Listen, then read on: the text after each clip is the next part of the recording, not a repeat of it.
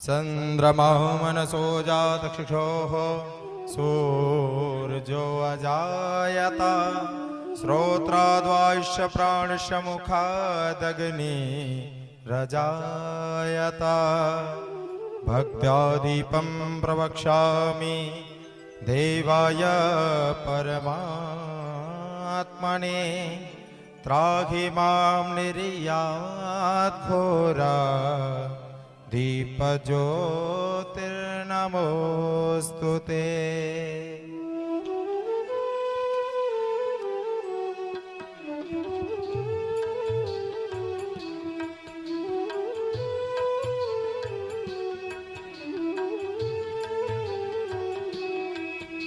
श्री भागवत भगवान की है आरती, पापियों को पाप से है तारती हो, पापियों को पाप से है तारती। यह अमर ग्रंथ यह मुक्ति पंथ यह पंचम वेद निराला, नव ज्योति जगाने वाला। यह अमर ग्रंथ यह मुक्ति पंथ यह पंचम वेद निराला, नव ज्योति जगाने वाला। हरि राम यही हरि नाम यही ओ, हरि राम यही हरि नाम यही जग के मंगल की आरती। पापियों को पाप से है तारते हो, पापियों को पाप से है तारते।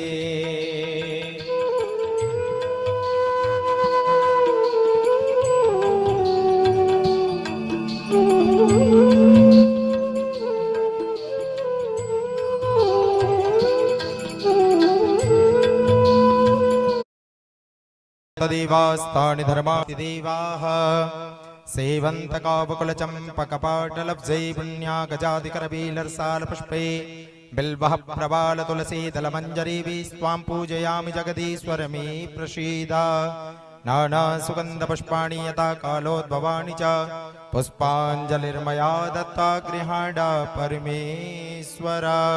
सागाय शप्रभाराय सायुधासत्कामाय सर्वे भक्तजनाय एकदन्त्रेण महामन्त्र पुष्पाञ्जलिं समर्पयामि।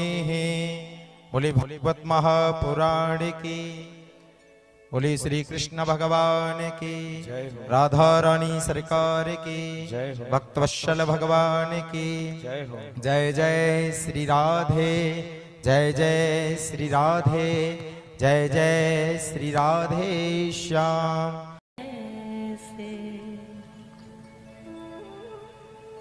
द्वार तुम्हारे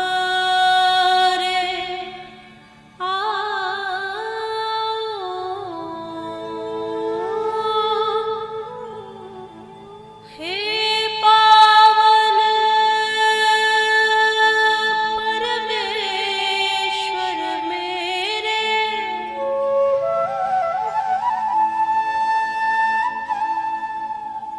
हे पावन परमेश्वर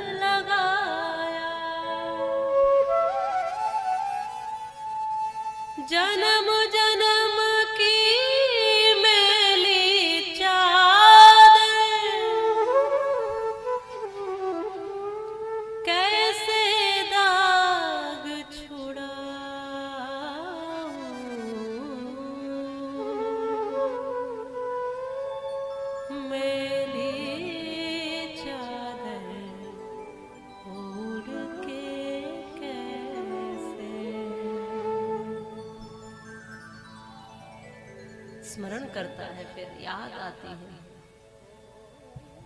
इन पैरों से चल कर तेरे मंदिर कभी न आया,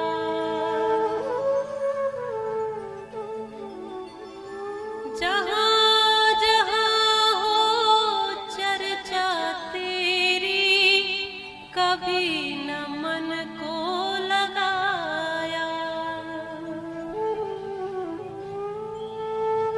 हे हरिहर में हार के आया, हे हरिहर में हार के आया, अब क्या हार चढ़ाऊं।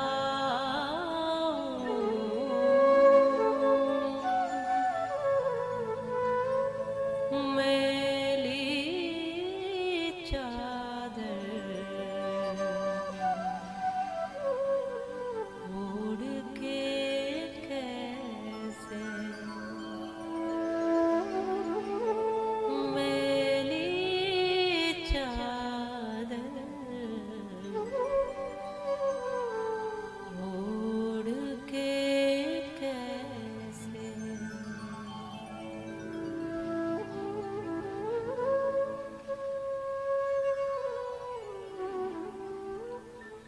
जहां जहां जब जब जो जो गलतियां जो जो भूलें हुई, व्यक्ति को कभी न कभी स्मरण होती है, याद आती है।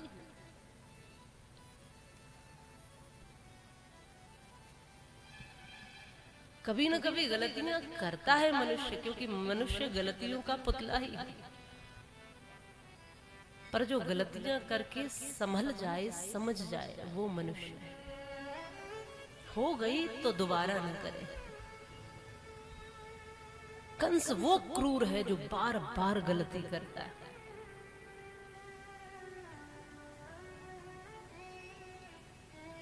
इसलिए समस्त श्रेष्ठताएं उससे दूर है। और इधर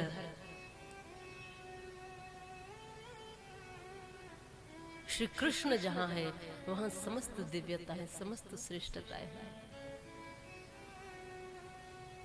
यहाँ सब मंगल है, सब आनंद है, सब ठीक है।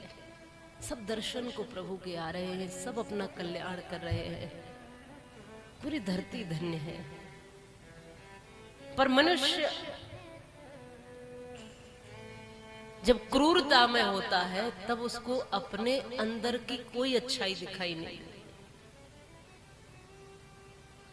सभी देवकी के इन बालकों को समाप्त कर दिया, और जो देवी दुर्गा अष्टभुजाधारिणी कहकर गई कि तेरा 8वां जो जो जो काल के रूप में लाल आना था वो तो कहीं आ चुका है।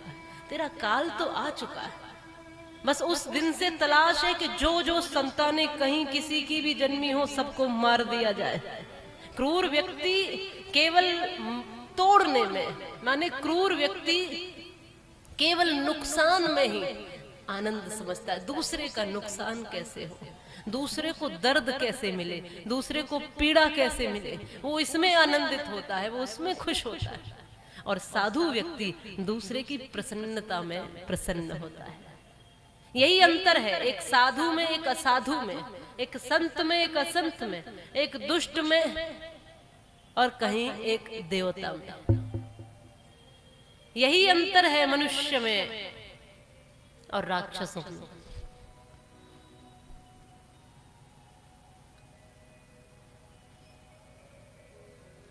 कैसा बनना चाहते हो वो आप सोचो। आपको क्या बनना है वो आप चिंतन करो।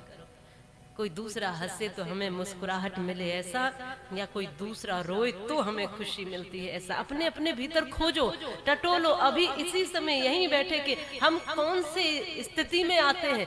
कंस जैसी वृत्ति हमारे मन में तो नहीं प्रवेश कर गई कहीं कि कोई दूसरा अगर दुखी है तो बड़ा आनंद आता है, किसी दूसरे को झुकाने में, गिराने में बड़ा आनंद आता है, या किसी दूसरे को उठाने में, मजबूत करने में, संवारने में आनंद आता है। वो खोजो अपने अपने भीतर। अगर तुम वैसे हो जैसे ब्रजवासी हैं, यदि तुम वैसे हो जैसे गोप हैं, ग्वाल हैं, यदि तुम वैसे हो जैसे गोकुल में रहने वाले ये सामान्य से जन हैं, तो कृष्ण तुम्हारे हैं, तो गोविंद तुम्हारे हैं, तब तुम कह सकते हो गोविंद मेरो है।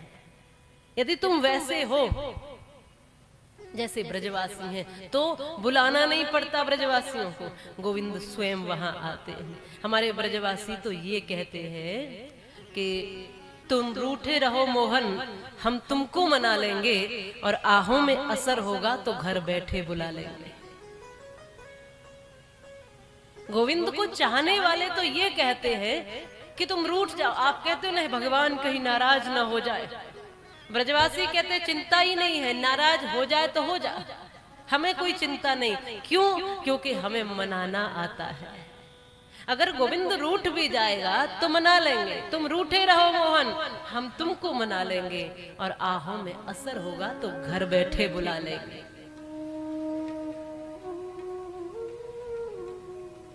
घर बैठे। क्यों भैया दिलीप, ये यहाँ आने से पहले भी ऐसा ही था ना कुछ? तुम रूठे रहो मोहन, हम तुमको मना लेंगे, और आहों में असर होगा तो घर बैठे बुला लेंगे। केवल प्रेम रूपी रस्सी एक ऐसी है जो किसी को भी बांध सकती है, वरना इस दुनिया में कौन भला किसी को बांध सकता है, और गोविंद को तो कोई भी नहीं बांध सकता है। कौन ऐसा है जो अपनी पावर से, अपनी शक्ति से, कौन भला ऐसा है जो गोविंद की कथा करा सके? बताइए, कौन ऐसा है इस दुनिया में? कौन इतना धनवान हो गया जो भगवान की कथा करा सके? कौन इतना बलवान हो गया जो कथा करा सके, गोविंद को बुला सके?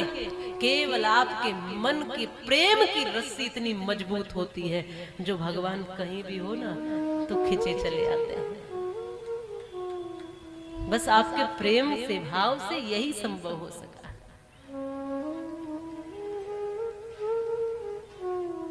तुम रूठे रहो मोहन, हम तुमको मना लेंगे, आहों में असर होगा तो घर बैठे बुला लेंगे। और तुम कहते हो हमसे, हमें वृंदावन प्यारा है। गोविंद को कहते हैं भक्त कि तुम कहते हो हमसे हमें वृंदावन प्यारा है, हम अपने मधुर मन को वृंदावन ही बना लेंगे। तुम रूठे रहो मोहन, हम तुमको मना लेंगे। तुम कहते हो गोविंद मैं आऊंगा, तो तुम कहते हो कि मेरा आसन कहां पर है, मुझे बिठाओगे कहां? बताओ, गोविंद आएंगे तो कहां बिठाओगे? बताओ। तुम कहते हो हमसे मेरा आसन कहां पर है, जरा आकर के देखो, तुम पलकों पे बिठा लेंगे। तुम रूठे रहो मोहन, हम तुमको मना लेंगे। केवल एक भाव ही ऐसा है। भगवान कहते हैं ना, मैं बिक जाऊं एक तुलसी दल पे, मैं रीझूं एक चुल्लू जल पे। एक बूंद जल भी चढ़ा दो वो रीझ जाएगा, एक तुलसी दल चढ़ा दो वो रीझ जाएगा।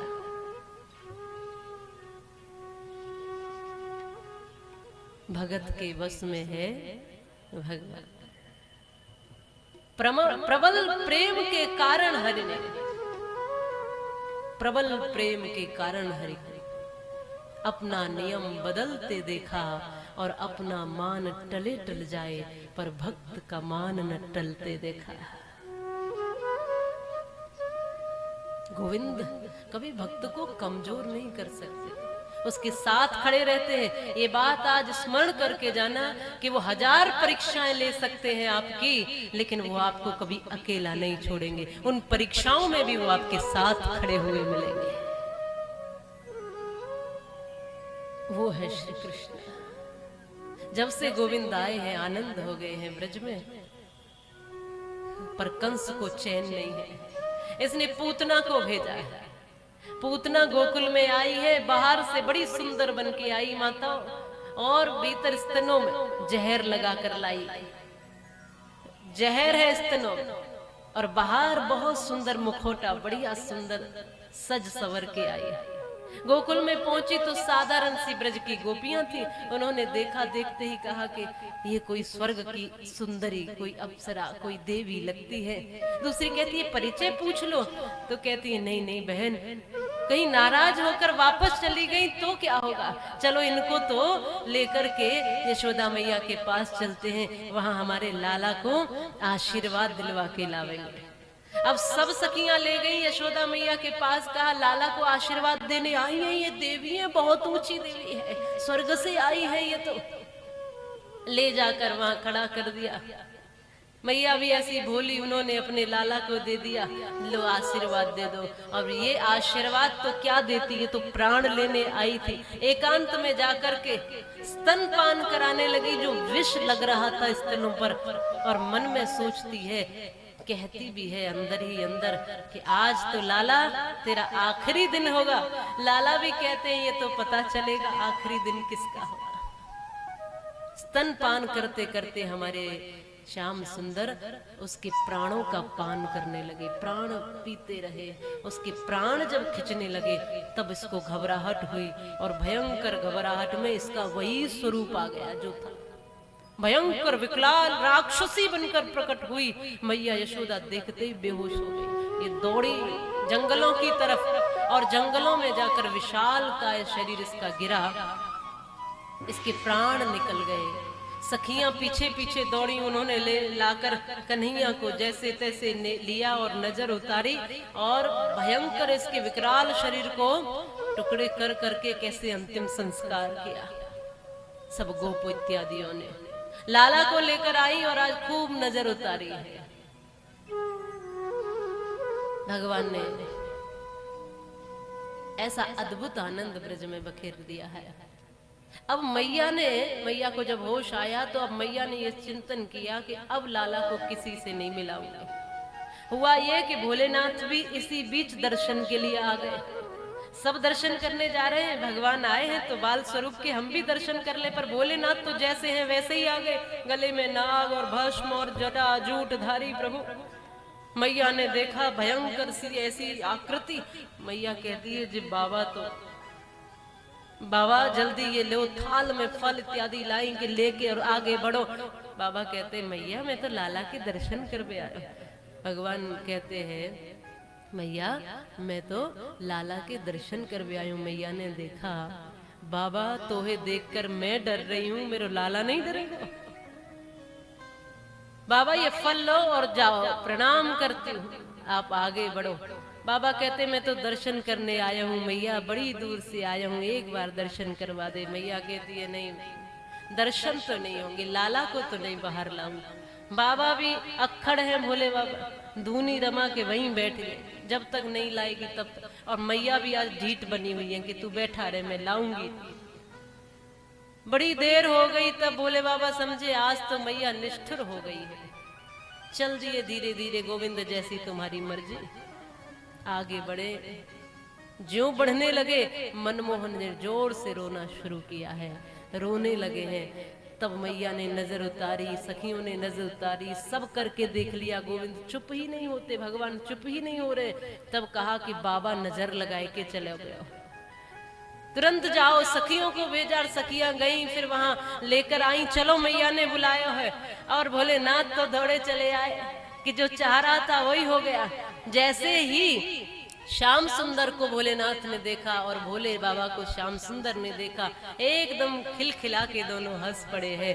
भगवान भोलेनाथ भी मुस्कुरा गए और श्री गोविंद भी चुप हो गए और एकदम खिलखिला के मुस्कुरा गए। मैया भी प्रसन्न हो गई, बाबा ने लाला की नजर उतार दी है। बोलिए बांके बिहारी लाल की, बोलिए शंकर भगवान की। बड़ी प्रसन्न हुई है, लाला की नजर उतार दी, बहुत प्रसन्न हुई। अभी अंदर की लीला तो यही दोनों जानते थे।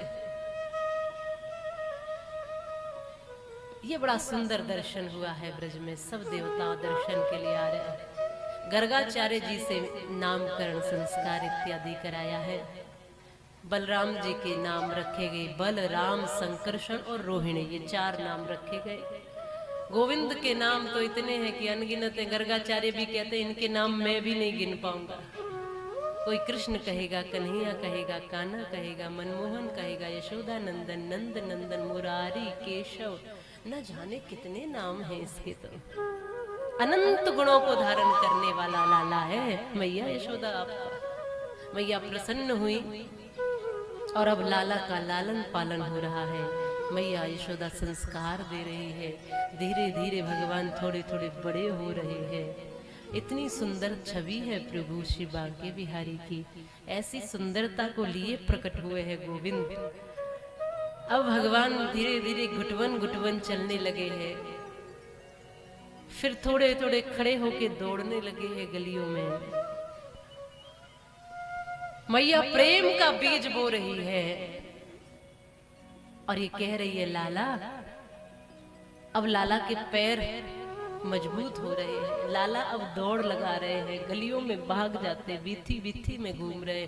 तो मैया ये संस्कार दे रही है कि लाला ये जितने भी घर हमारे और ये ब्रज का भाव हमने देखा है माताओं। आज भी यही होता है कि एक अतिथि भी कोई आ जाए ना ब्रज में, हमारे ब्रज के गांव जो है, तो कोई आ जाए तो सारी माताएं एक साथ इकट्ठी होकर भोजन बनाती हैं। किसी के घर अतिथि आए एक साथ ही भोजन बनाती है, एक साथ ही सब भोजन पाते हैं, एक साथ सब बनाते हैं, एक साथ हो जाते हैं। गांव के मोहल्ले की कोई भी बेटी आई हो, लगता है अपनी बेटी आ गई। और कोई भी बेटी विदा हो रही है तो एक घर विदा नहीं करता, सारे घर उस बेटी को विदा करते हैं, हमारी बेटी जा रही है। ये भाव आज भी ब्रज में है। पूरी दुनिया के लोग ब्रज में क्या देखने आते हैं? यही प्रेम। ब्रज में बहुत ऊंची बिल्डिंगें नहीं है, पर ब्रज में हर एक साधारण व्यक्ति के मन में विराट तत्व प्रेम भरा हुआ है। पूरे गांव की बेटी सबकी बेटी होती है, पूरे गांव के बुजुर्ग सबके बुजुर्ग होते हैं। किसी का आया हुआ अतिथि सबके लिए अतिथि होता है। किसी का सम्मान सबके लिए सम्मान होता है और किसी का दर्द सबके लिए दर्द होता है। किसी की पीड़ा सबके लिए पीड़ा होती है। किसी की पीड़ा में सब सम्मिलित होते हैं, किसी की खुशी है तो उसमें सब सम्मिलित होते हैं। दुखों को सब बांट लेते हैं और सुखों को सब बढ़ा देते हैं। ऐसा भाव आज भी ब्रज में मिलता है। ये भाव देने के लिए ब्रज से हम आए हैं। ये संस्कार, ये भाव जो ब्रज में आज भी है। आपके यहाँ हम आए हैं, बताओ कितनी माताएं आई हमसे मिलने के लिए? बोलो बोलो। अभी हमारे ब्रज में कोई आ जाए ना, और बहुत जगह ऐसा होता है, तो माताओं की तो लाइन लग जाती है। अरे हम तो चाहे बेटी स्वरूप मान लो, बहन स्वरूप मान लो, कुछ भी मान लो। हाँ,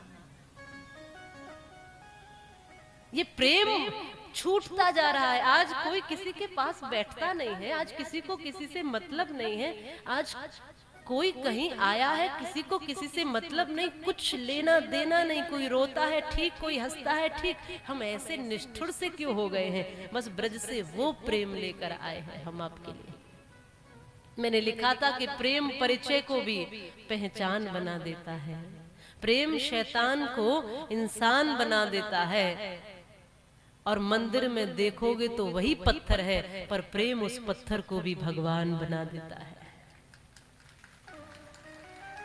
प्रेम बिछड़े हुए दिलों को मिला देता है।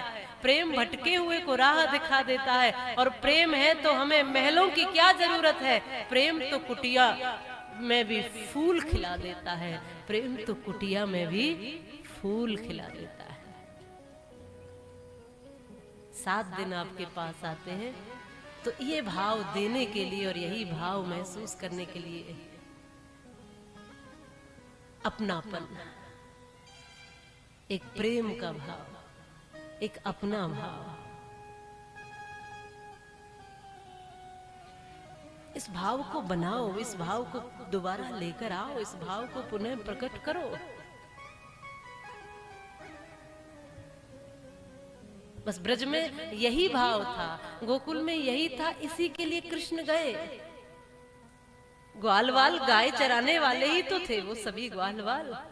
छकड़े ले लेकर जहां मन आए वहां रह लेते थे।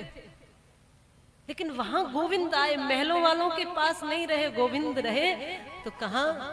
उन गाय वालों के पास। गोविंद रहे तो उन ग्वालों के पास। गोविंद रहे तो उन प्रेमियों के साथ। वो प्रेम न छूटे, बस ये लेकर के आए। वो प्रेम फिर से आपस में आ जाए। आज कोई किसी के पास बैठता तक नहीं है। आश्चर्य की बात है ये। किसी को लेना देना नहीं। आओ फिर से हम कुछ ऐसे सरल से हो जाए